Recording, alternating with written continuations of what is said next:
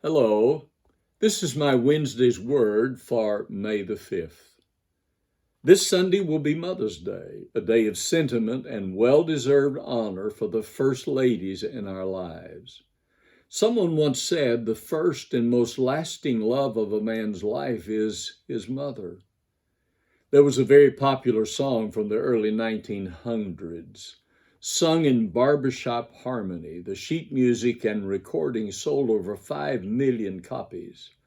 Listen again to the words of that sweet song.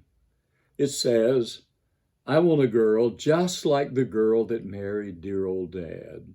She was a pearl and the only girl that Daddy ever had. A good old-fashioned girl with heart so true. One who loves nobody else but you. I want a girl just like the girl that married dear old Dad. Many men would have said the same thing. Because of his mother's righteous example, many men, most men, when they mature, want a wife who will closely reflect the goodness of their mother. In a way, men are the product of their mother's influence more than probably any other influence in their lives. As we look at the Bible record of the kings of Israel and Judah, however, there were some mothers whose influence was not positive. King Asa, who was the great-great-grandson of David, was one of those whose matronly influence was not so positive. He became king in Jerusalem after the death of his father Abijam. His mother was Maacah, and the Bible says in 1 Kings 15 and 13 that he removed her from being queen because she made an idol up in one of the groves. Thankfully, Asa was able to overcome the pagan influence of his mother and, according to the Bible record, keep his heart perfect with the Lord.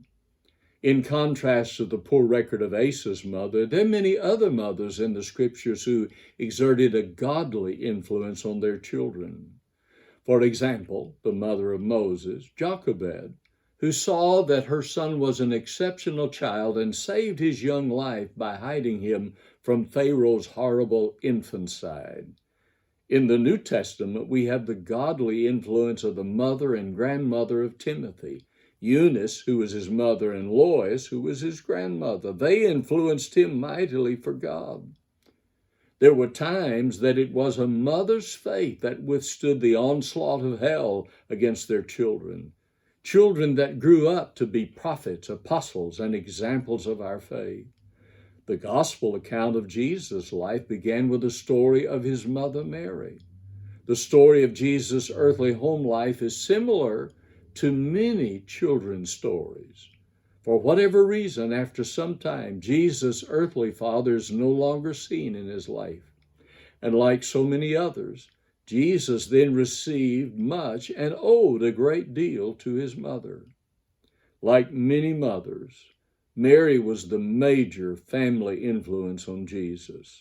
It was Isaiah who reminded us of God's almighty commitment to his people. In Isaiah 49, he promised that even though, which this was so unlikely, a mother might forget her nursing child, he said, I will not forget you. He knew about mother's powerful love. Thank God for the wonderful and unrelenting love of mothers everywhere. A love that even God our Father recognizes and praises. As we honor mothers this week, let's do it with a thankful heart and expressions of special love, especially if you still have a living mother. If you do, please give her a hug and give her one from me also.